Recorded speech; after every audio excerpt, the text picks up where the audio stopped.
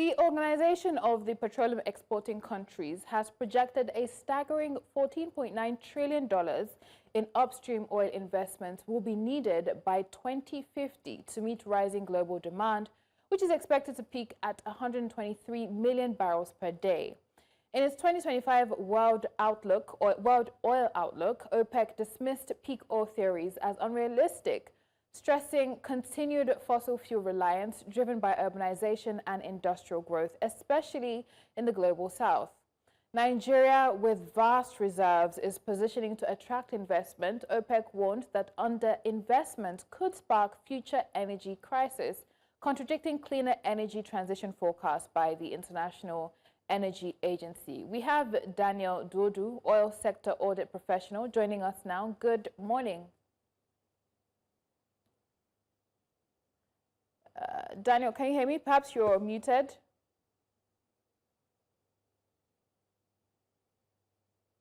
It appears you are muted. Are you hearing me? Perfect. We can hear you now. All right, let's get into it, right? Great to have you in again. OPEC is projecting $14.9 trillion will be needed in upstream investment by 2050.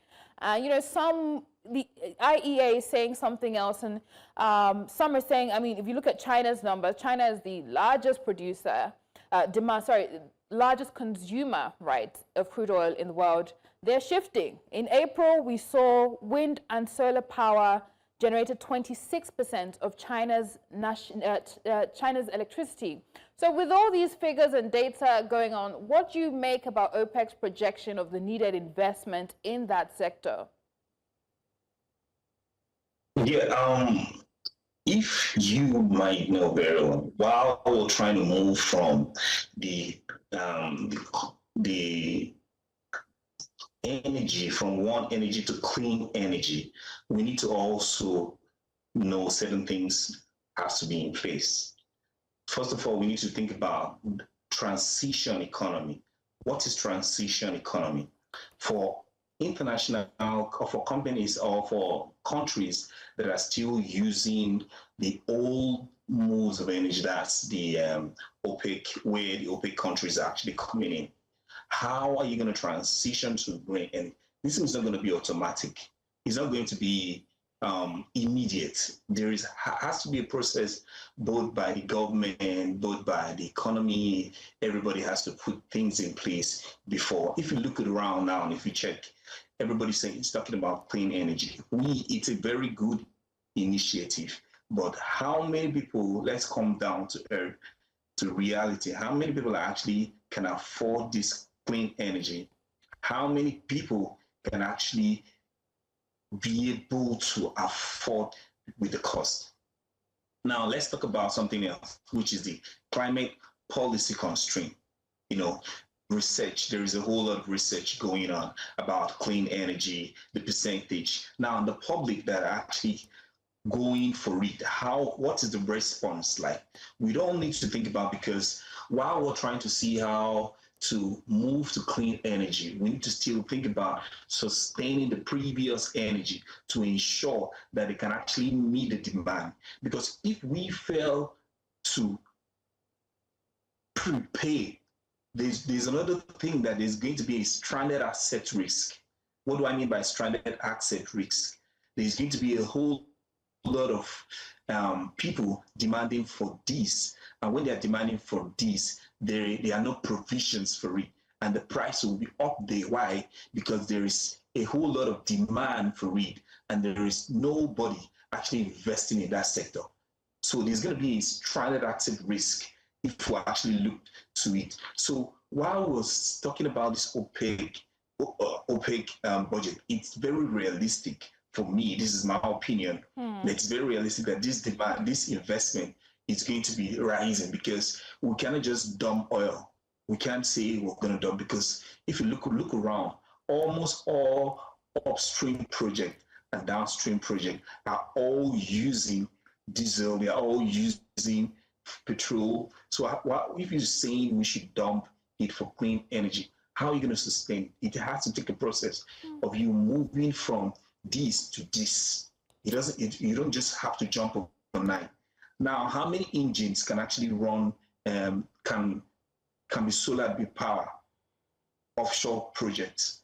If you've done this research and find out that how can you turn these machines to be able to use clean energy to do it, you'll find out that there is a whole lot that needs to be done in the oil and gas sector, be the upstream production section, everything. If you want to check all the machines used, you cannot just say they're going to just swap to solar power. No, we need to prepare for this transition.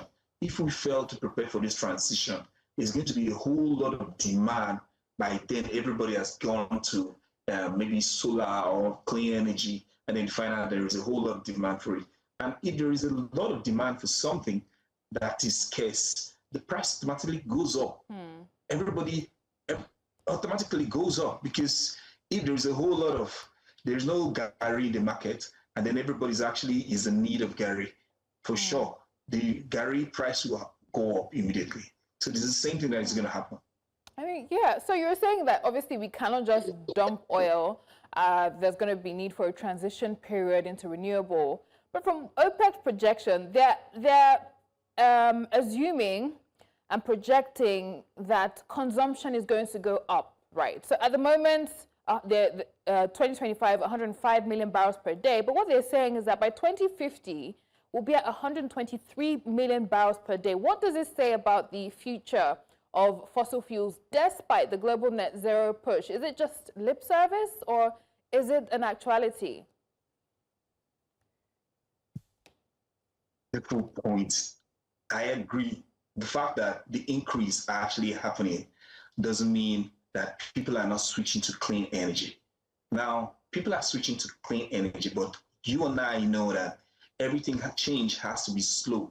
Now, you don't expect there have to be more machines, more research done. When there are more research done to be able to convert certain energy that are used, certain things that are used in the oil and gas upstream service, petroleum, how production of crude takes place. If they can actually convert majority of these machines to maybe solar or maybe wind power, that will go a long way. But for now, I don't think it's lip service. It's sinking. There's a whole lot of research going on right now in Dubai. I just want to mention a few that are using AIs to try to see how to do a whole lot of things. Beautiful. This research will have to take time a little bit before it can actually turn out to be something. So it's not a lip service. It's actually in the process, like work in progress. While you are here, we'll have to try our best to ensure we don't throw away this, because it's like you're saying you need to stop transportation because you don't have a solar powered car. No, you don't have to. The thing you need to do is, while you are doing the research for a solar powered car, you need to still be using what is available now. That's what's just happening. That's what OPEC is fighting for. All right. Yeah, obviously, people will continue to use the available source, and I dare say the more affordable source. OPEC is basing its projections on consumption from the global south. What are your thoughts on this, and what do you see driving that consumption within the global south? What factors in the economy perhaps will drive increased consumption of crude in the global south? Why is this happening in the global? First of all, it's actually there is lack of research and development. There is no enough information. There is only few people who are actually funding research and development, especially in Africa. And again, there is no information. If you tell me about the use of solar power, I could know, because why? I'm educated to a point to be able to understand that you can use solar to actually install, and then you can stop your running generator to hear the noise of generator, and then you can enjoy light without having noise. Yeah, but for the common man who has not heard this information, who doesn't have a test of what this is all about, it will be very hard for them to be able to know exactly what you're talking about. Now, the information has not reached rural areas. The rural people still don't know exactly what we're talking about. these informations are just meant for like certain kinds of people. It should be distributed to even non-developing countries. All this should be, you should be there. They should be able to make this research, all research done available for these people to be able to say, okay, fine, this is used, and let's use this for this. That's the way we can actually be able to lower the volume. And again, if you have healthy alternatives for solar and wind power and clean energy, if we have healthy alternatives, there's supposed to be tailor-made research with centers in country, in these countries that you're interested, that are actually having the high volumes. For those OPEC countries that have high volumes of this, they're supposed to have outreaches, like people there stationed to be able to educate them of the healthy alternatives to use to be able to meet their energy needs, so that they can actually reduce the demand. That's what they should be thinking about too. Yes, for now, OPEC is actually going to manage it. It's going to try, while they are actually having this demand, OPEC is actually managing to ensure that this demand is being met. That's the truth. Because what they're talking about are actually figures, and figures don't lie. They're talking about figures from each country's drawn, and that is, you can't actually just throw it in the mud, because if you don't give them exactly what they need, they have to look for alternatives to get exactly the same energy. All right. I mean, we'll see how all this pans out. But again, investments, they're saying 14.9 trillion in upstream oil investment. What safeguards do you think or believe are needed to ensure that the global south, including Nigeria, benefit from investment and not just increased extraction? To be very, I think Nigeria is actually a very good fertile ground right now for investment in the upstream sector, because of the PIA, with the PIA regulations in place, and then the incentive that has just been signed by the Tinubu administration.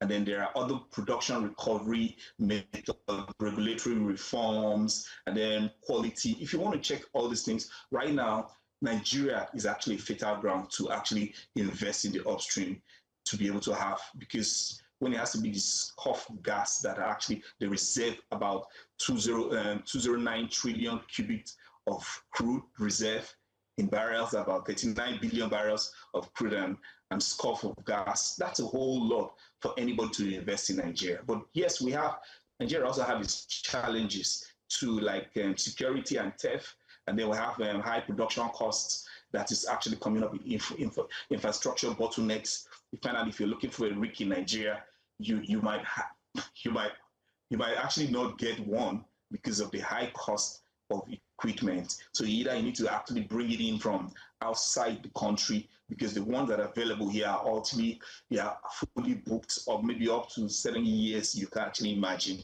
So you need to go outside and get those infrastructures, bottlenecks, and the cost of bringing them, and the dollar fluctuation is actually the main problem for production. While we're actually fighting, but despite the fact that this challenge is actually happening, like maybe security and theft, community issues coming up, I think Nigeria still stands to benefit from this oil investment very well. Yeah, I believe we do. We stand to benefit in several ways. And of course, we've heard that in the last 2 years, because of the PIA, we've attracted about $16 billion. Let's come to, yes, let's come to, obviously, with the increased investment and spending projected in that sector, what impact will this upstream spending, do you see it having on global oil prices? What impact do you see it, having with that expansion expected to happen? I didn't get you. What impact? Obviously, OPEC is saying we need more investments, $14+ trillion in the sector. What impact do you see this having on global oil prices? Because you're spending more, investing in that sector. Do you see that having any impact on global oil prices, especially for import-dependent nations? Yeah, if the investment right now comes, and then we're able to, OPEC is able to stabilize the production, the oil price possibly might still remain the same. But the problem will be if the demand is high and then the oil is not available. So if there is no production, that means there is not available of crude to be able to refine, and then there is a whole lot of demand. The price automatically will have to go up. And once it goes up, it's going to be a global crisis when it has to do with petroleum or anything, because now you're having a whole lot of, if there is no production for crude, and then there is a whole lot of demand. So the ones that are available will actually go for a high price. So it's going to affect the global oil price if there is a whole lot of demand and there is no production. So, but if infrastructures are put in place and then you find out that, okay, everything regarding production is done, then production can meet demand. For sure, the prices will still be at par with others. All right, it'll be interesting to see how this pans out, and hopefully the investment yields the increase in production that is expected. But if you look at the larger conversation here, International Energy Agency. Oil always bringing the investment is always turning out returns when it has to do with the oil and gas production in Nigeria. Yeah, perhaps. International Energy Agency, they're saying one thing, right? They're talking about cleaner energy transition forecasts. And OPEC is basically criticizing what the International Energy Agency is saying. What does this reveal? Does this reveal anything about deeper tensions between fossil fuel advocates and clean energy transition proponents? Is there some tension here? Well, these are two principalities that are very important. And as much as they are important, one needs to give way to the other with time. But right now, both of them are actually managing each end very well to ensure while the transition is taking place, they are both relevant at the moment. So if you want to check, OPEC is actually ensuring that the demand for oil still remains, as in can be met by each production and producing countries. On the other end, the IEA is actually trying to say, okay, fine, we should have reform and renew energy. It should be depending on clean energy, the ecosystem. Beautiful. Both are very correct at a point, but at the same time, there is a transition from one end to the other. At the point, one need to give way to the other. So that's what happened. It's like saying when new technology comes in, the other one will still be useful for a moment. After that, then you now find it's no longer useful. Give an example of the yellow cab and the yellow cab and Uber. Nearly when Uber came, people were not actually used to it. They actually still used the yellow cab because they didn't trust it. They didn't know how to use the application. They didn't know how to operate very well. But after a period of time, when people now are used to it, what do you think will happen to the yellow cab? They will have to move to being a cab to Uber, or they might actually be obsolete. That's what happens. So if the new technology comes in, if new things is evolving, you have to move with it. You don't have to be stagnant. So OPEC need to come to a point where they have to realize, but while they are managing this for the moment, trying to see how to ensure that the demand for oil is being met, at the point in the future, for now, they are still managing to ensure that all the demand is met, which is a very good job they're doing. But in the future, they need to give way to ensure that the ecosystem is being taken care of. That's it. All right. Hopefully they do just that. But thank you so much for your thoughts on the show today. Daniel Duodu, oil sector audit professional. It's been a pleasure having you in.